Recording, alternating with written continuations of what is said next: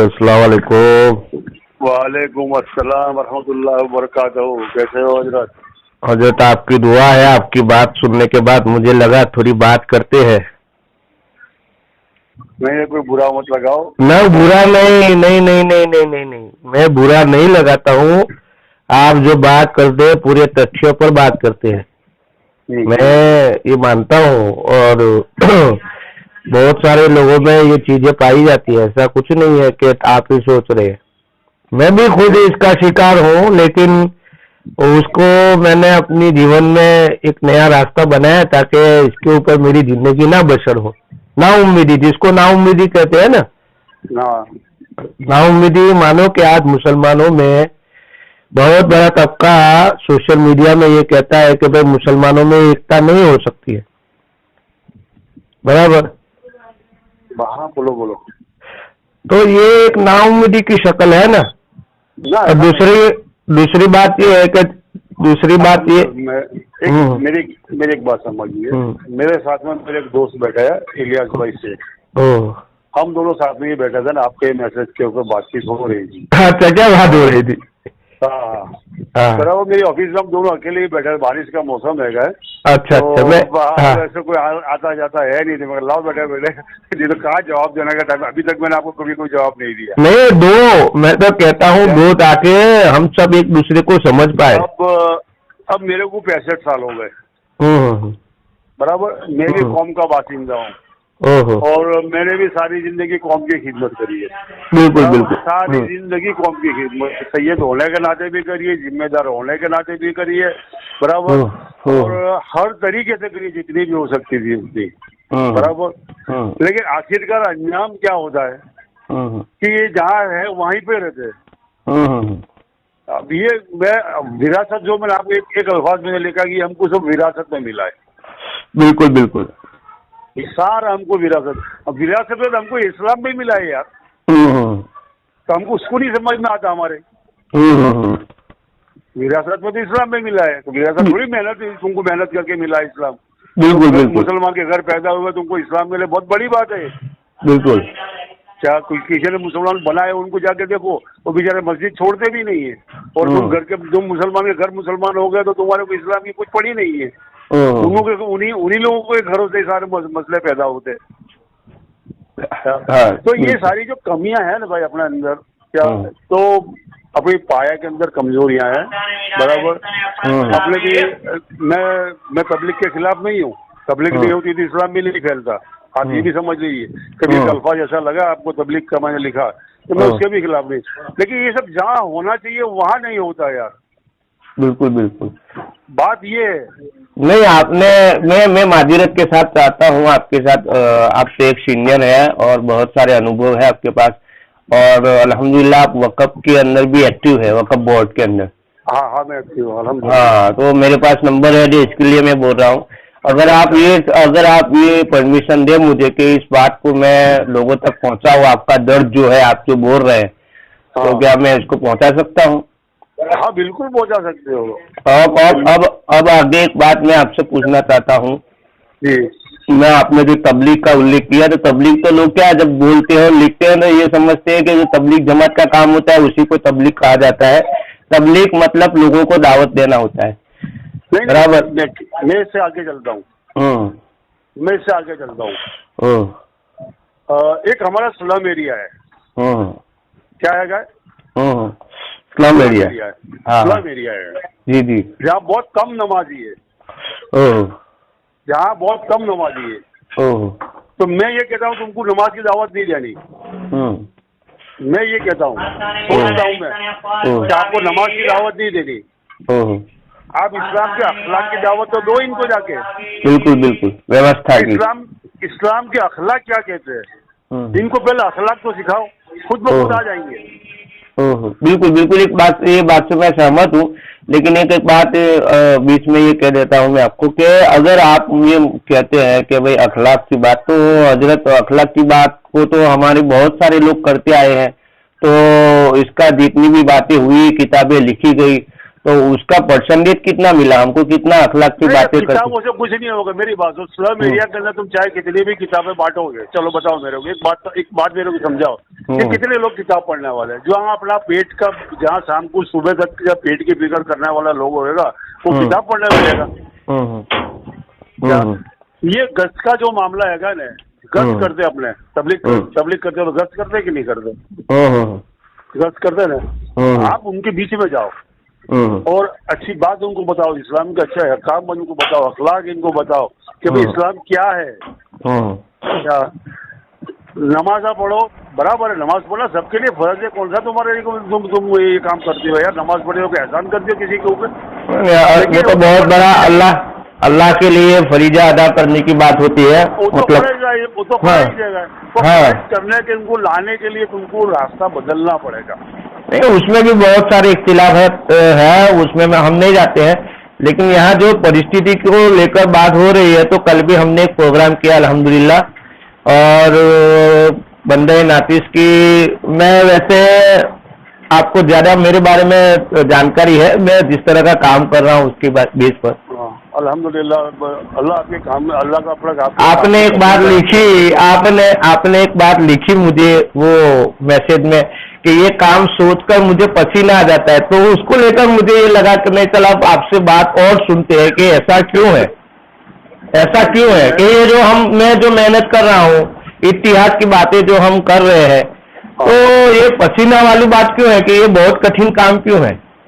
इसलिए कि हमारे नबी सल्लल्लाहु अलैहि वसल्लम से लगा के आज तक, मैंने आपको एक लिखा कि साइंस के दौर के इस जमाने के अंदर अगर हम जो तेल के लिए लड़ते हुए हैं, अगर हम किसी तालिबान जो लड़ता है, तालिबान पूरा शरीयत के ऊपर चलता है बराबर, अगर वो जंगे लड़ाइयाँ लड़ रहे हैं, तो लड़ाइयाँ जो हमारे मुसलमानों के बीच में ही क्यों है? नहीं, एक बीच में मैं एक सवाल ये भी कर देना चाहता हूँ। कल मैंने एक सवाल क्रिएट किया था जो प्रोग्राम में उपस्थित लोग थे उसके बीच में, तो मैं चाहता हूँ कि इसको और मजीद लोगों के अंदर सवाल किए जाए और लोगों को कंफ्यूज किया जाए। आजकल हम लोग देख रहे हैं कि बहुत सारी मुस्लिम जो संगठनें हैं जो दावा करते हैं कि हम मुसलमानों के बड़े बड़े संगठन हैं और बड़े बड़े लीडर हैं, वो मंचों पर आकर इस तरह की बात करते हैं कि मुसलमानों ने इस देश के लिए बहुत बड़ी कुर्बानी दी है, और इस बात को मैं नकारता भी नहीं हूँ, इस बात को मैं इनकार भी नहीं करता हूँ।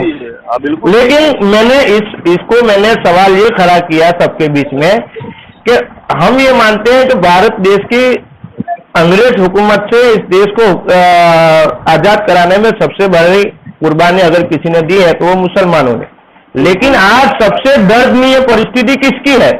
सबसे दर्दनीय परिस्थिति किसकी है आप बताओ? किसकी है? सबसे गंभीर हालात आज भारत देश में किस समुदाय के है? मैं एक बात बताऊंगा, आज मोहर्रम का 9वां चांद है,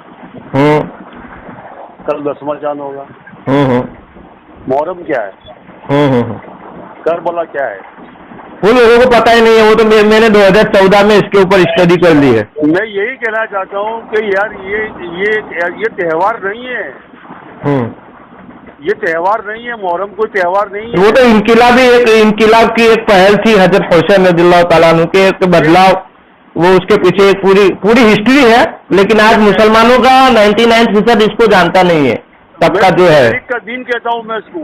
हाँ बिल्कुल, इनकिलाब का दिन कहा जाए, तहरीक का दिन कहा जाए। तहरीक का दिन है ये, तहरीक अगर तुमको करनी है तो ये दिन है तुम्हारे लिए। बिल्कुल बिल्कुल बिल्कुल। क्या अब इसकी जगह ढोल पीटना नहीं, चौकारे खेलने नहीं, ये करना नहीं, वो करना नहीं, साला क्या कितना समझाना, कितना करना नहीं, ये तो सारा देखो कितना करना है, कोई समझ में नहीं आता। कासम भाई पूरी कौम को साले गधे चढ़ा दे देंगे बैठे। नहीं कासम भाई, मैं क्या बोलता हूँ कि ये सारी चीजें समाज में लाई गई है, ऐसे ही नहीं आई है। और दूसरी बात जो मैंने आपसे पहले बात करी है उसको बात में करता हूँ। इसी संदर्भ में मैं आपको एक बात जोड़ देता हूँ कि ये तो इतिहास से गवाह है कि राजा रजवाड़ा जो थे मुसलमानों के, उन्होंने बाकायदा कौम को इसके पीछे लगाया अपने मफाद के लिए। तो हम जैसे लोग जो पढ़े लिखे और जानकार लोग हैं, इतिहास को जानने वाले लोग हैं, वो सब जानते हैं। लेकिन जो लोग ये काम कर रहे हैं उनको कुछ पता ही नहीं है। और दूसरी बात अगर इस विषय में, करबला के विषय में, अगर हुसैन की कुर्बानी को लेकर और तारीख जो आप बोल रहे हैं ना कि तारीख और इतिहास और ये तहरीक की दीन है, इनकलाब का दीन है, तो ये जो वर्ड है इसके ऊपर हमारे मुसलमानों के बीच में कोई चर्चा ही नहीं हुई है। आज आप देख लो कि आज हमारे मुसलमानों के जितने भी मंच बनाए जाते हैं, चाहे कितने भी कई अलग अलग फिरके के लोग हो, जाति समुदाय के लोग हो, वो समाज को एकजुट करने की बात तो करते हैं, लेकिन जो वाकईतन मुसलमानों के अंदर एकता को दूर करने वाली परिस्थितियां हैं, उस पर बाकायदा एनालिसिस करते हुए उस पर काम करने के लिए कितनी तंजीमें आपने देखी है 65 साल में, मुझे बताओ। कोई नहीं। मतलब कि जितने भी ये लोग दावा कर रहे हैं सब झूठा है। अपने जाति फायदे की जो भी काम करते हैं अपने जाति फायदे के लिए करते हैं। मतलब कि ये जितने भी बड़े बड़े मंच से बात कर रहे हैं सबके सब झूठे दावे कर रहे हैं ना, ये बात साबित हो रही है। आप 65 साल से है, 65 साल की उम्र है आपकी, आपने माशाल्लाह वक़्फ़ के अंदर भी काम किया है, कौम की मिल्लत के लिए भी काम किया है, आपने ये देखा है। चलो आजकल के नौजवानों ने तो कुछ देखा ही नहीं है, कुछ नहीं देखा, बराबर। अब एक बात और जोर देना चाहता हूँ कि मुसलमानों के अंदर जो मैंने अभी सवाल क्रिएट किया है कि इस देश की आज़ादी के अंदर सबसे बेहतर भूमिका निभाने वाला अगर कोई समुदाय है तो मुसलमान है, और आज सबसे बदतर हालात में जो कोई समुदाय है तो वो भी मुसलमान है, तो वो क्यों हुआ, इस पर हम लोगों को कंफ्यूज करना चाहते हैं, उनको सोचने के मजबूर करना। क्योंकि मैं ये मानता हूं कि जब तक लोग सोचेंगे नहीं तब तक वो फैसला नहीं कर पाएंगे, समझे आप? आज मेरा फेसबुक का पेज है, आज का मेरा फेसबुक का पेज आप पढ़ लेना, मैंने यही लिखा है, यही लिखा है मैंने। नहीं, कल भी मैंने बात रखी थी कि हम लोग फैसला करने में बहुत जल्दबाजी में काम करते हैं, और जो आप जो काम करो आगे बढ़ो। नहीं, मैं तो ये चाहता हूँ कि आप जैसे वडील हजरात जितने भी हैं हमारे सहयोग में आए, हमें समझाए, हमारी गलती हो तो बताए, अगर वाकईतन हमारी गलती हो तो बताए। बाकी मैंने तो हजरत आपको बताऊं, मैं आपको एक बहुत सीरियस बात बता देता हूँ, मेरी जिंदगी का मैंने आपके सामने में एक शेयर करना चाहता हूँ कि मैंने कई ऐसे उलमाए किराम है जिनकी बयानों के ऊपर सवाल उठाए तो बाकायदा उनके जो मुरीद है वो बाकायदा हमारे पास आकर झपाझपी आप बोलते हैं ना, मारामारी करने के लिए और गाली गलौज तक आ चुके हैं, और उसके बाकायदा मेरे पास वीडियो भी है, लेकिन मैं उसको सोशल मीडिया में नहीं चलाना चाहता। नहीं, क्यों? नहीं जरूरत नहीं है, अभी जरूरत नहीं है, लेकिन अगर मानो कि समाज एक हद तक हम मेहनत करते हैं और अगर समाज उस परिस्थिति को, हमारी मेहनत को, हमारे काम को समझने के बजाय उसके विरोध करने में लग जाएगा तो समाज को उसकी हकीकत समझाने के लिए वो चीजें हमें करनी पड़ेगी, समझा? लेकिन वो वक्त अभी नहीं है, इंशाल्लाह वो वक्त जब आएगा तब वो करेंगे।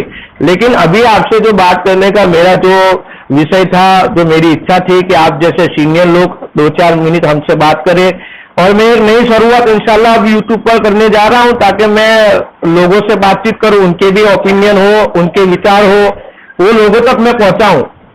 नहीं इंशाल्लाह कुछ जो भी होगा ताउन करेंगे आपके साथ, ऐसा कुछ भी नहीं है। मुखबिरों से दूर रहना यार, भाई कौम के नहीं इतने सारे मुखबिर हो गए, आप कहाँ से क्या करते हो क्या नहीं करते, सारे मसले कौम के अंदर से पूछो मत। नहीं वो चीजें तो इंसानी फितरत में है, वो लगा ही रहेगा, क्योंकि जिसके पास दीन नहीं होगा ना। भरूच की हालत पहले क्या थी, अभी क्या है? अभी की बात करता हूँ मैं, 5 ईयर्स भरूच की हालत आखिरी 5 साल कैसी है और आज से 5 साल पहले क्या थी, बराबर। उसकी जो फिजाओं पे नजर डालोगे, आपको वहाँ के हालातों पर नजर डालोगे तो पता चल जाएगा आपको कि हम कहाँ हैं। नहीं, वो तो उस पर तो मेहनत चालू ही रहती है हजरत, हमारी मेहनत चालू ही रहती है, बहुत कमजोर है। हाँ, जब भले यहाँ मेजोरिटी है, भले यहाँ के मुसलमानों के पास पैसा है, ओहदा है, डिग्री है, लेकिन यहाँ सोशल पावर कुछ नहीं है, सामाजिक शक्ति कुछ नहीं है, 0 लेवल पर है, 0 लेवल पर। वो तो मैं मानता हूँ, इस बात को कोशिश करते रहना चाहिए। अल्लाह के रसूल सल्लल्लाहु अलैहि वसल्लम, मैं आखिर में अल्लाह के रसूल की एक बात कह के मैं यहाँ अपनी बात को खत्म करूंगा। अल्लाह के रसूल सल्लल्लाहु अलैहि वसल्लम जो पूरी दुनिया की इंसानियत के लिए जो व्यवस्था लेके आए थे, जो दीन लेके आए थे, वो दीन जब वो बता रहे थे तो उनके आखिरी अरसों में, यानी कि उनके आखिरी 2 सालों में जो उन्होंने बातें बताई है, आज कौम को वो 2 साल की बातें कौम के सामने अगर रख दी जाए तो मैं ये मानता हूं कि जो जिंदा दिल नौजवान तबका है वो इंकिलाब और तहरीक की तरफ, और ये जो आपने बोला ना कि इमाम हुसैन का कौन सा दिन बोला आपने? तहरीकी दिन बोला, तहरीकी दिन बोला ना, तहरीकी दिन की तरफ कौम आएगी। और सबसे पहले अगर तहरीक चलानी है तो कौम के अंदर की जो बीमारियां हैं, कमजोरियां हैं, उसको दूर करनी पड़ेगी, तब जाके हम बाहरी ताकतों से लड़ सकते हैं। बिल्कुल बिल्कुल बिल्कुल। और यही चीज पर मैं अपना काम कर रहा हूँ अल्हम्दुलिल्लाह। और आप जैसे बहुत सारे लोग मेरे साथ ताल्लुक में है, काम को देखते हैं। मैं आपसे बस यही उम्मीद रखता हूँ कि इंशाल्लाह हमारी ये मुलाकातें और बातचीत होती रहेगी इंशाल्लाह। और